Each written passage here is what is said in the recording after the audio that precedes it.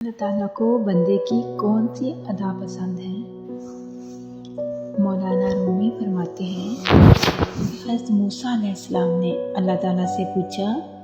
کہ بندے کی آپ کو کیا ادا پسند ہے کہ جس سے آپ بندے کو محبوب بنا لیتے ہیں؟ اللہ تعالیٰ نے فرمایا، اے موسیٰ، جس طرح سے 3 سال کے بچے کی ماں کسی لغزش پر کان پکڑ کر نکالتی ہے، نکل نالائق گھر سے، وہ نکالنا نہیں ہوتا بلکہ تنبیہ ہوتی ہے، تو وہ بچہ بجائے نکلنے کے ماں کے پیر سے لپٹ کر زار و کتار ہوتا ہے۔